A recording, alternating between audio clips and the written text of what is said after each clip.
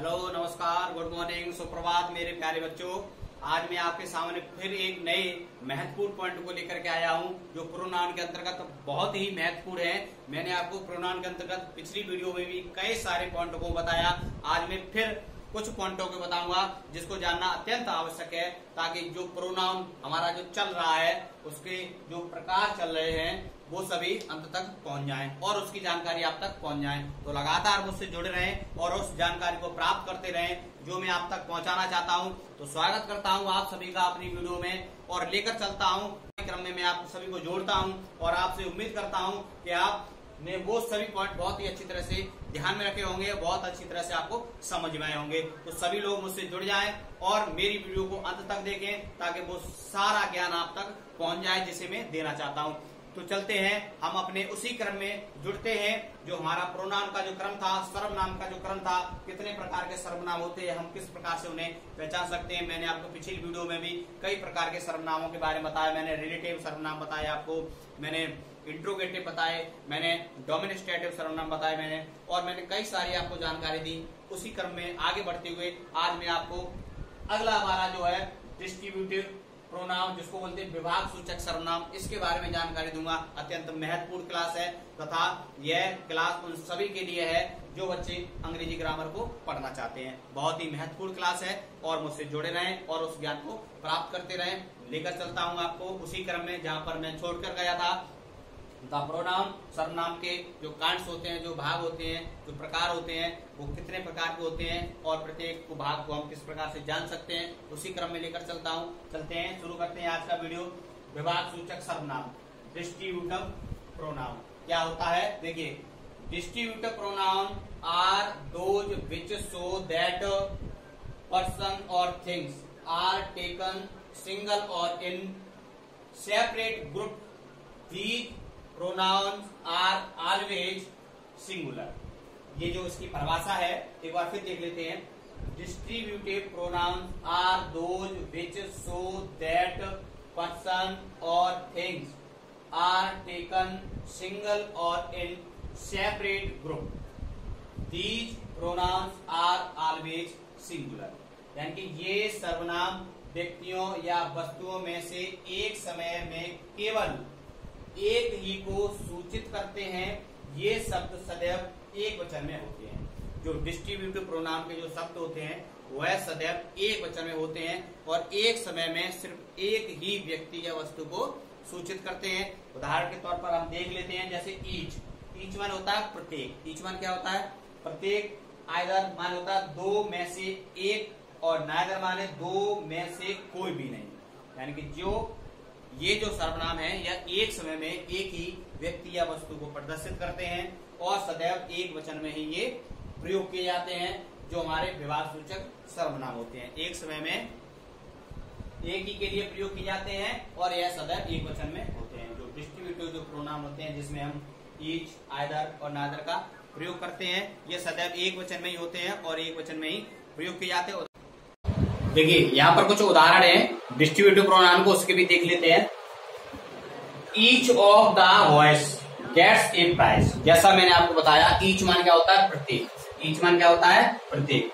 यानी कि ईच मान होता है प्रत्येक, यानी each of the boys gets a prize, यानी प्रत्येक बच्चा या प्रत्येक लड़के, यानी प्रत्येक जो लड़का इस उपहार को प्राप्त करता है।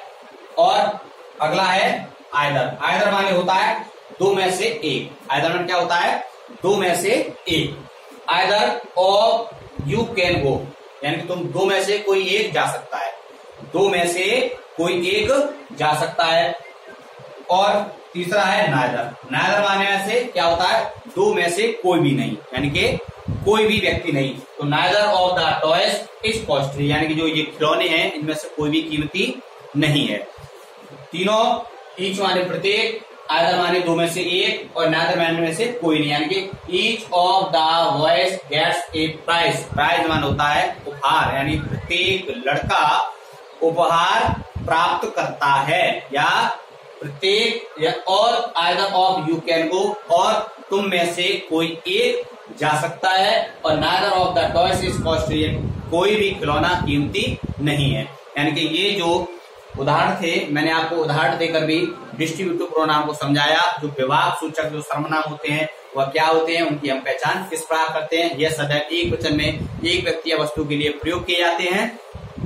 इससे अगला वाला जो आपका है वह है इनडेफिनिट प्रोनाउन, यानी कि जो इनडेफिनिट प्रोनाउन होते हैं, जो अनिश्चितवाचक जो सर्वनाम होते हैं, उसको मैं बताऊंगा, देखते रहिए।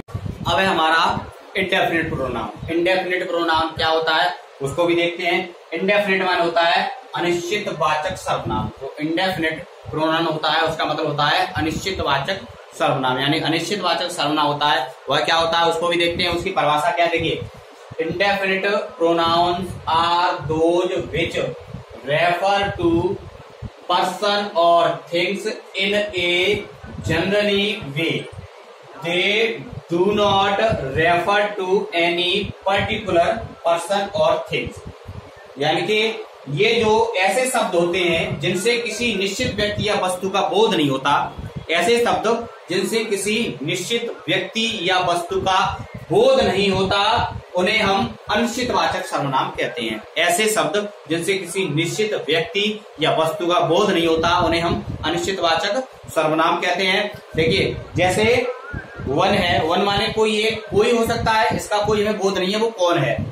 या सम माने कुछ भी हो सकता है। मैनी माने अनेक, यानी कोई भी हो सकते हैं। समबडी माने कोई भी हो सकता है, और एनीबडी माने में भी इट, जैसे ऑल है, अदर है, फ्यू है। यानी कि ऐसे शब्द जिनसे हमें कुछ निश्चित ना हो, अनिश्चित हो, यानी कि कोई संभावना ना हो किसी की, जिससे हम यह ना जान पाए वो एक है या दो है या स्त्री है या पुरुष है या कौन है। ऐसे व्यक्ति अनिश्चितवाचक, यानी ऐसे शब्द जो है वो अनिश्चितवाचक सर्वनाम में आते हैं, इंडेफिनिट प्रोनाउन में आते हैं। और कुछ उदाहरण भी देखकर मैं आपको समझा देता हूं। यहाँ पर कुछ उदाहरण देखते रहिए।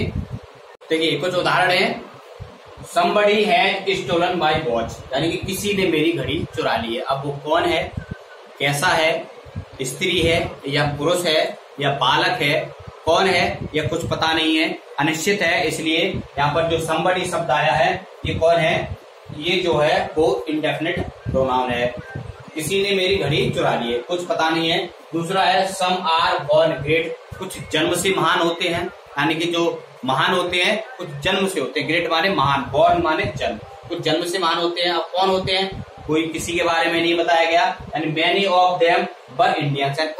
जो प्रोनाउन होता है उसमें किसी निश्चित व्यक्ति या वस्तु का बोध नहीं होता, इसलिए हम उसे अनिश्चितवाचक सर्वनाम कहते हैं। ये जो पॉइंट था आपको बहुत ही अच्छी तरह से समझ में आया होगा।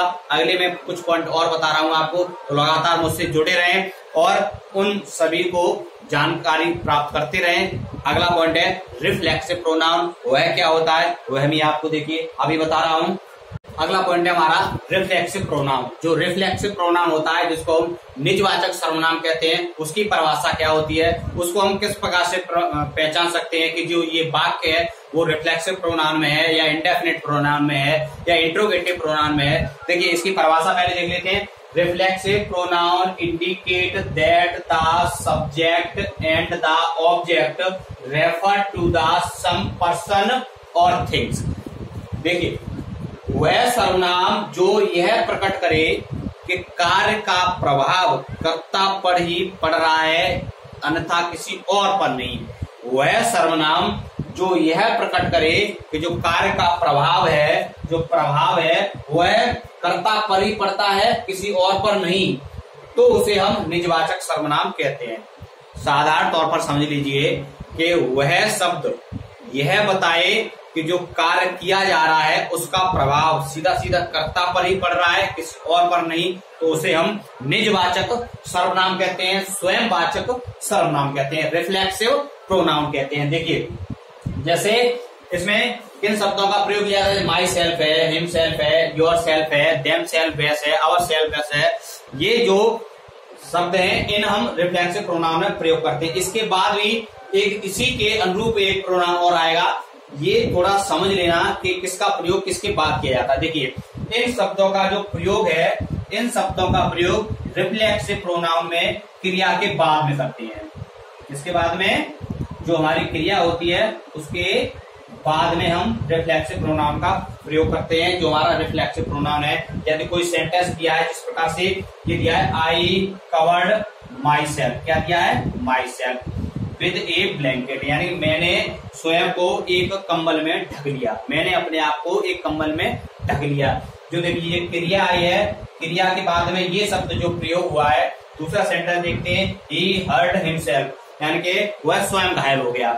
यानी जो हिमसेल्फ आया है वह भी क्रिया के बाद में आया है। जो माई सेल्फ है, हिमसेल्फ है, योर सेल्फ है, ये शब्द यदि किसी क्रिया के बाद में आते हैं तो वह रिफ्लेक्सिव प्रोनाउन होते हैं। हम आराम से पहचान कर सकते हैं कि जो शब्द माई सेल्फ, हिमसेल्फ या योर सेल्फ या बहुत से ऐसे शब्द हैं जो क्रिया के बाद में प्रयोग किए जाते हैं, उसे हम निजवाचक या रिफ्लेक्सिव प्रोनाउन करते हैं। इसके बाद एक प्रोनाउन और है तुम्हारा, वो इसी से मिला जुला है, सिर्फ समझने की एक प्रक्रिया है कि किस प्रकार से हम उसको समझ सकते हैं कि ये रिफ्लेक्सिव प्रोनाउन है। अगला प्रोनाउन है जिसको बोलते हैं एम्फैटिक प्रोनाउन, उसको भी हम दृढ़ता सूचक सर्वनाम बोलते हैं, उसको भी हम समझ लेते हैं कि वो किस प्रकार से हम पहचान कर सकते हैं। अब हम चलते हैं अपने अंतिम प्रोनाउन की ओर, जो है हमारा एम्फैटिक प्रोनाउन, जिसको हम बोलते हैं दृढ़ता सूचक सर्वनाम। क्या बोलते हैं, दृढ़ता सूचक सर्वनाम। ये वाला प्रोनाउन जो मैंने आपको अगला वाला बताया था रिफ्लेक्सिव प्रोनाउन, ये दोनों एक जैसे ही प्रकट होते हैं, लेकिन कुछ इनमें भिन्नता होती है, वह समझना अत्यंत महत्वपूर्ण है। तो वह समझने के लिए आप मेरे साथ जुड़े रहें। देखिए, emphatic pronoun are used with a noun और pronoun for the sake of emphatic. जब कोई प्रोनाउन किसी वर्ब के एक्शन या अस्तित्व पर बल देता है तो इस भाव को प्रकट करने वाले सर्वनाम को दृढ़ता सूचक सर्वनाम कहते हैं।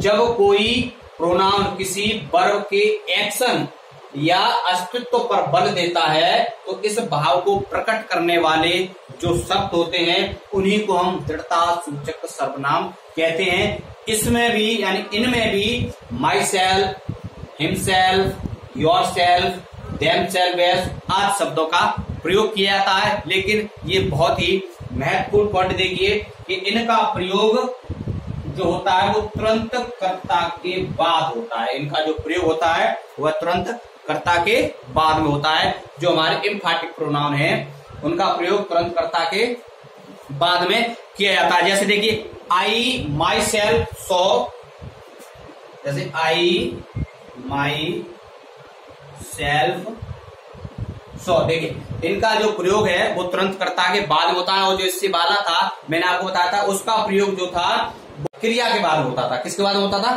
क्रिया के बाद में। और जो इसका प्रयोग है एम्फैटिक प्रोनाउन का प्रयोग है वह तुरंत कर्ता के बाद में किया था। I myself saw him beating, देखिए इसका जो प्रयोग है ये हमारा कर्ता, और इसके बाद तुरंत ये प्रयोग हो गया। और इससे पहले वाला था वह क्रिया के बाद में प्रयोग होता था, लेकिन इसमें कर्ता के तुरंत बाद ये शब्द यदि प्रयोग हो जाए तो समझ जाइए वो दृढ़ता सूचक सर्वनाम है। और कर्ता के तुरंत बाद प्रयोग होने वाले शब्द, जो इससे पता चलता है कि ये एम्फैटिक प्रोनाउन है। ये जो प्रोनाउन है वो आपको बहुत ही अच्छी तरह से समझ में आएगा। एक मैं आपको और बता देता हूं, he himself said to, he himself. देखिए ये जो कर्ता है हमारा, और कर्ता के बाद किसका प्रयोग हुआ है, हिमसेल्फ का। मैंने अभी आपको बताया इससे पहले वाला क्रिया के बाद में प्रयोग होता था, लेकिन जो एम्फैटिक प्रोनाउन है वो कर्ता के तुरंत बाद उसका प्रयोग करते हैं, यानी कि ही हिमसेल्फ सेड सो,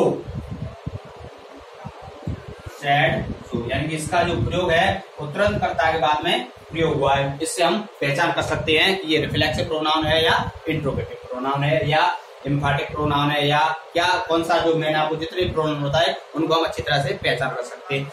उम्मीद करता हूं आपको यह वीडियो अत्यंत पसंद आया होगा। यदि आपको यह वीडियो पसंद आया हो तो लाइक करें, और यदि आपको यह वीडियो पसंद इस वीडियो में कोई समस्या रही हो तो कमेंट बॉक्स में कमेंट करके मुझे बताएं। इस वीडियो को ज्यादा से ज्यादा शेयर करें और ज्यादा से ज्यादा सब्सक्राइब करें, और मुझसे लगातार जुड़े रहें। और जो ये क्रम है एक के बाद एक आने का, वो आपसे बना रहे। कैप, कॉपी और पेन आप अपने हाथ में रखें तथा प्रत्येक पॉइंट को नोट करते चलें। यह जो मैंने आपको बताया वो बहुत ही अच्छी तरह से आपको समझ में आया होगा। So thank you for watch this video.